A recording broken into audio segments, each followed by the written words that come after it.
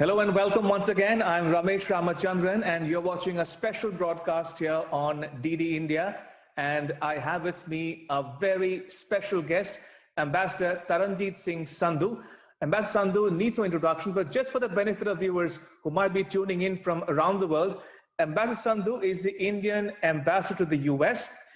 He assumed charge as the ambassador on the 3rd February 2020. And he presented his credentials to the US president on the 6th of February. Now, he served twice before in the US as the deputy chief of mission between July 2013 and January 2017. And before that, as first secretary political in the Indian embassy in the US from 1997 to the year 2000. And is also a former Indian High Commissioner to Sri Lanka. Ambassador Sandhu, welcome to DD India. Thank you, Ramesh. It's wonderful to be with DD. You know, I have grown up watching DD during my student days. Thank you, Ambassador, and welcome once again. If I can start by asking you about your views on how the Biden administration is looking at relations with India in particular. Can you tell us a bit about Prime Minister Modi's interactions with Mr. Biden in the past? And also, can both sides build on them and their working relationship going forward as well? As far as India-U.S. relations are concerned, there has been a history of bipartisan support, especially since the late 90s. And as you have mentioned that I have served here twice earlier, and I've seen actually the relationship grow. And I can tell you this with all confidence and clarity. Again, having seen Clinton administration, and if you subsequently also look at George W. Bush administration, and of course I was here during President Obama's time, and now President Trump and President-elect Biden. So I can certainly say with confidence that this partnership is between two democracies. And as we often hear, world's largest and oldest. But what is more important is that this is embedded in the democratic ethos and spirit, which essentially means that we can sit across and discuss whatever differences we may have, whatever issues that come up. And over the last 20 years, all United States presidents, Democrats and Republicans, have visited India. You are aware that President Obama himself visited India twice. Right. He was the chief guest during the Republic Day celebrations in 2015, the only president of the United States who has been the chief guest.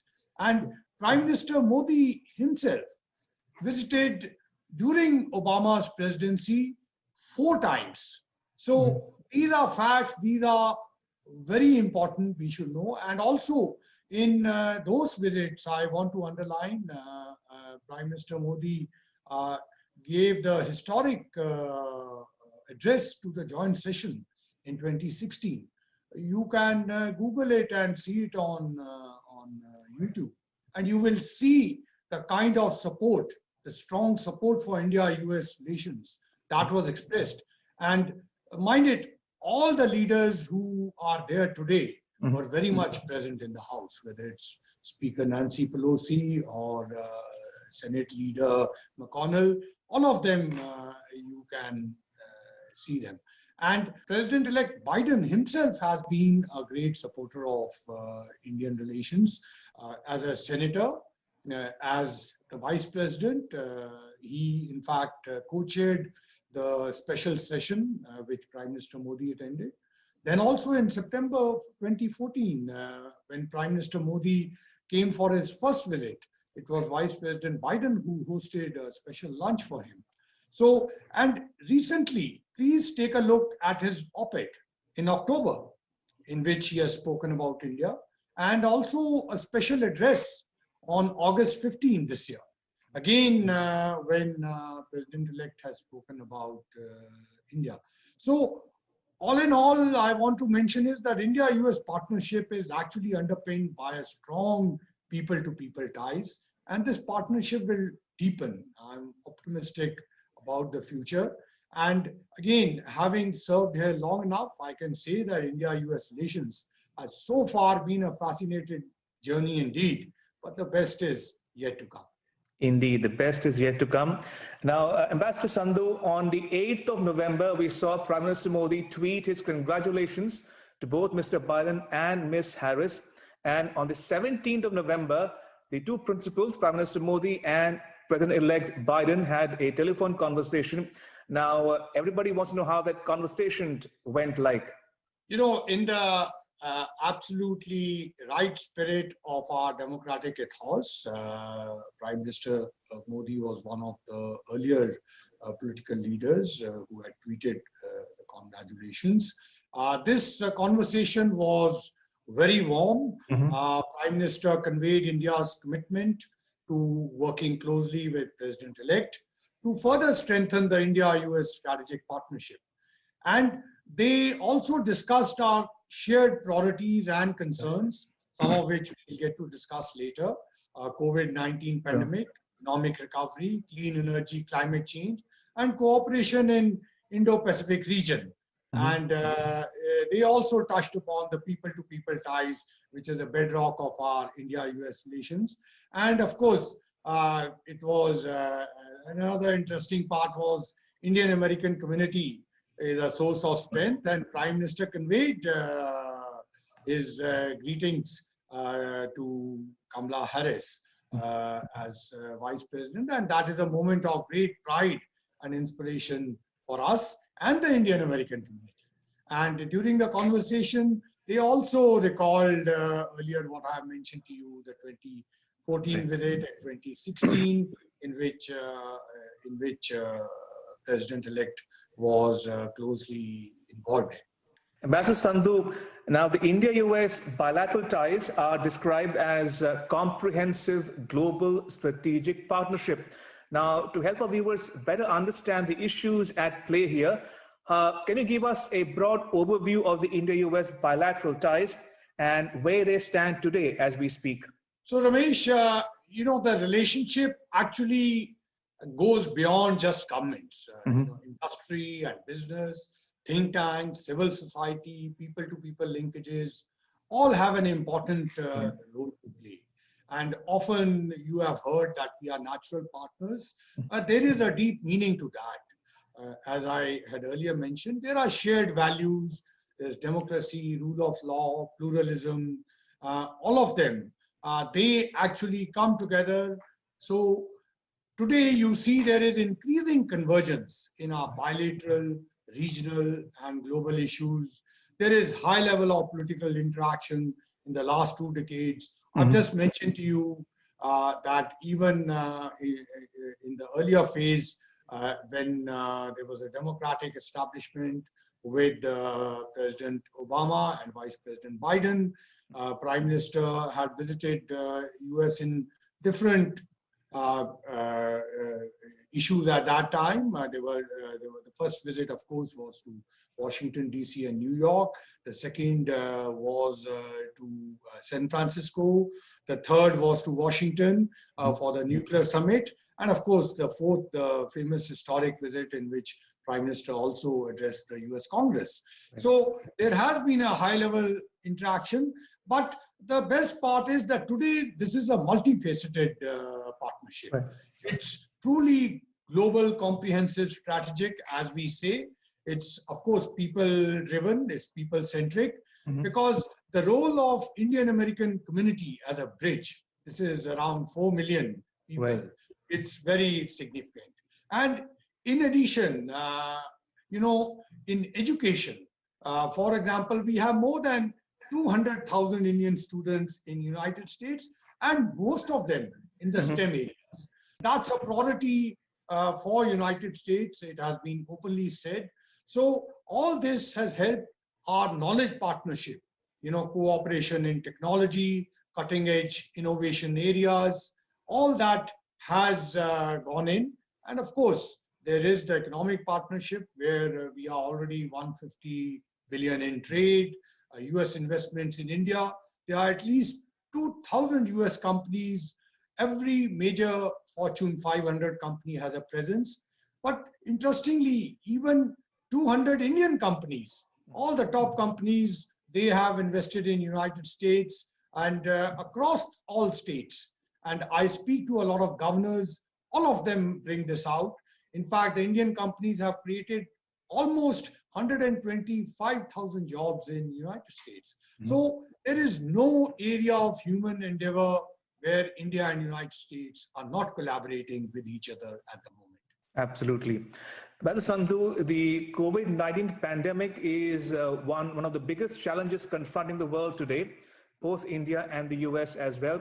Now, given the pandemic, would you like to talk to us about possible future collaboration between India and the US, especially in healthcare and vaccines, for instance? Ramesh, you have brought out the most important and the most critical issue for India, United States, and the world.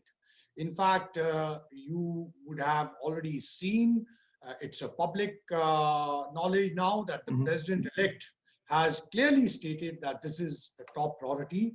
He has constituted a special task under Dr. Vivek Murthy. Right. It has the top doctors and scientists as part of it. In fact, President-elect's new chief of staff, Ron Klein, he was what was known as Ebola czar at that time. So again, that clearly shows the focus is here.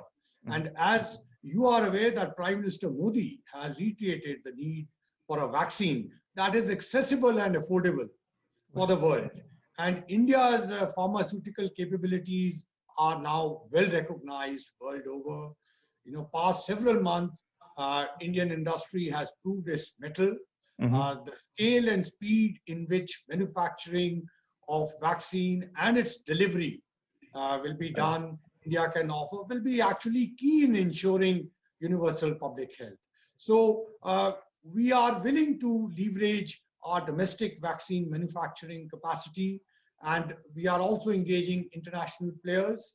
In this specifically, there is a huge interest in the United States, and this is going to be, in the immediate sense, a priority area in which the US-India partnership is going to deepen much more. Because as of now, in fact, currently, there are 5 vaccines under which there is joint collaboration already going on between the United States and India. Right at the start of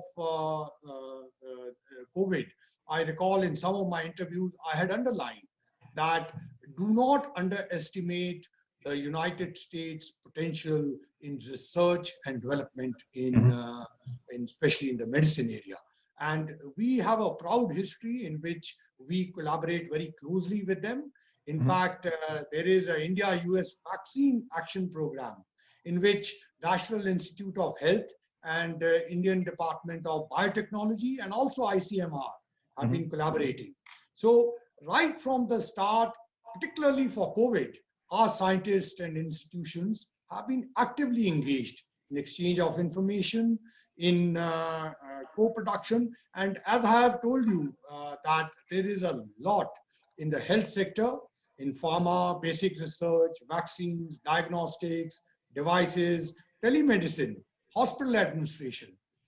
Again, whenever I speak to governors, there's a lot of excitement on this. So I am very sure that this is going to be a key area in which we are already collaborating, but with the new administration, their declared priority, again, especially in vaccines, in co-production and delivering vaccines in huge number for public health and for bulk production.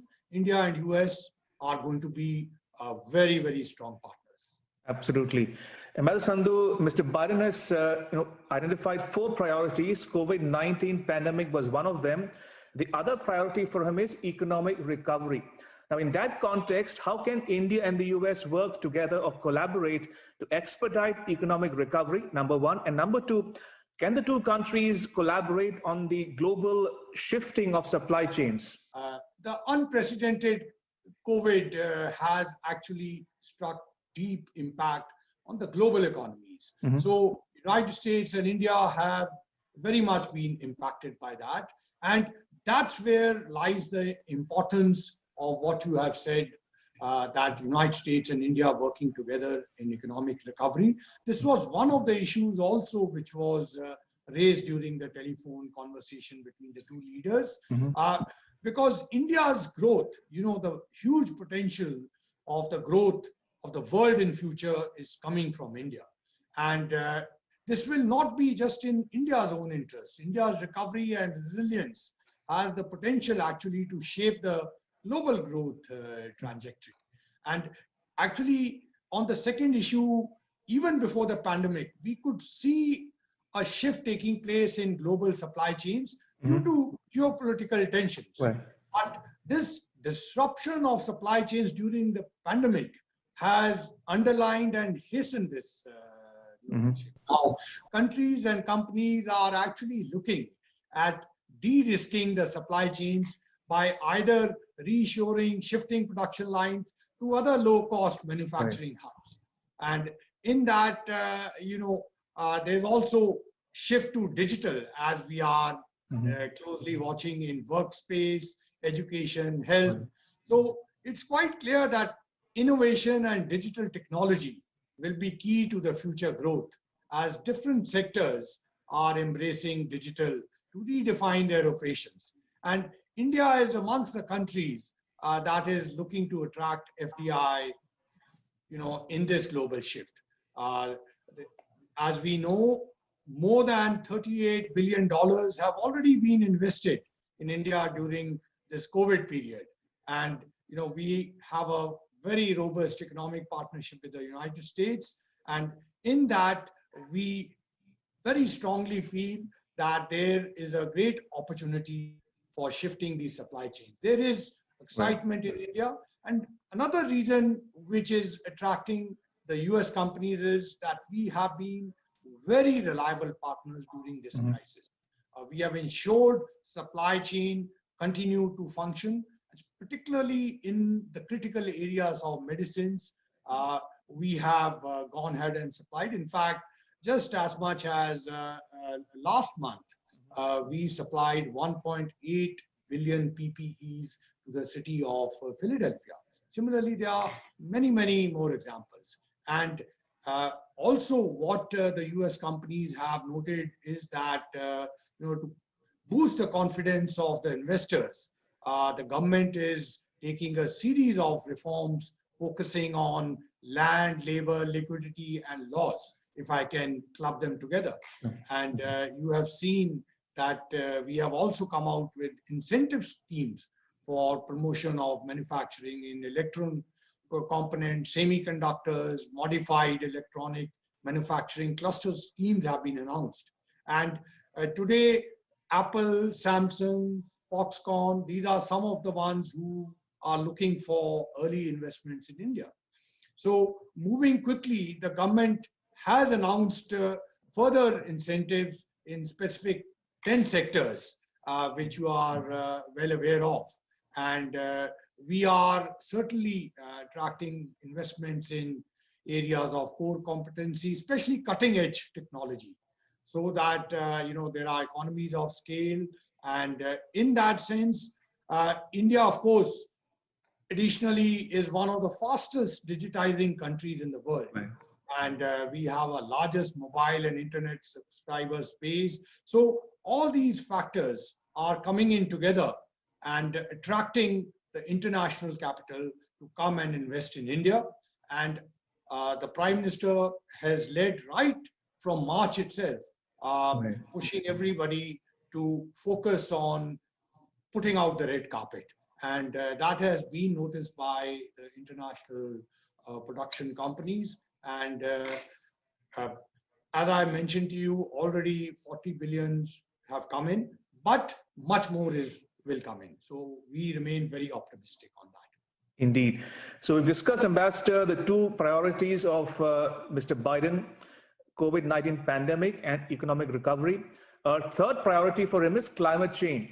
Now, in that context, with the new US government, do you see more scope for collaboration on clean energy and climate change? Absolutely. That was that's another pet theme for President-elect. And it was one of the issues which was discussed by Prime Minister Modi and President-elect. In fact, both of them share a personal passion and commitment towards climate change and energy. And here, I would just like to mention to you that President-elect Biden was very closely involved with the climate change negotiations at that time, the Paris Agreement, and that's where the relationship comes from. You are aware that we ratified Paris Agreement of 2016, and despite being a developing country, we have made voluntary commitments. We have moved closer to non-fossil fuel sources. Additional forest cover has been growing, and access to clean energy technologies, financing. These are going to be important areas for collaboration between our two countries. And within India, we have, of course, already achieved many milestones on clean energy. You are aware that we are amongst the top 10 performing climate change performance index countries. And in fact, just yesterday, it has come out that our performance on the commitments is perhaps the best. So these aspects also on energy and emission transmissions, we have decreased it by 20% in the past decade. At the same time, you have mentioned renewable. India is undertaking world's largest renewable energy program. We, in fact, close to 1/4 of our energy generation is currently from renewable sources. And this installed capacity of renewables has grown by 144%. And today, it's not surprising that a unit of solar power is cheaper than energy generated from coal. So these aspects are very much being noticed by the United States, including the people in Biden transition team. India and US, as you know, have been working closely. And this is again one of the key areas in development of battery technology, which is going to be critical for storage of energy. And International Development Finance Corporation of the United States has already announced that they will be investing close to $6 million in renewable energy projects. So all these factors, including the focus which we are showing on renewable as well as clean energy, that is going to be one of the very important base areas in which in the future administration will be working closely with India. And that partnership is expected to grow much, much further. And I want to underline here that people have not only realized, but have publicly a lot of respect for the fact that India has been able to create a balance between economic development and protection of environment. And in that, the Prime Minister's personal commitment is very much taken note of. Absolutely. On that note, Ambassador Sandhu, may I thank you once again for making time for us at DD India. Thank you for your time. Appreciate it. Thank you very much, and my best wishes. God bless. And that's a wrap on the special broadcast. But news continues here on DD India. You can catch all the latest updates on our social media, mobile, and digital platforms. Thanks for watching. Bye-bye.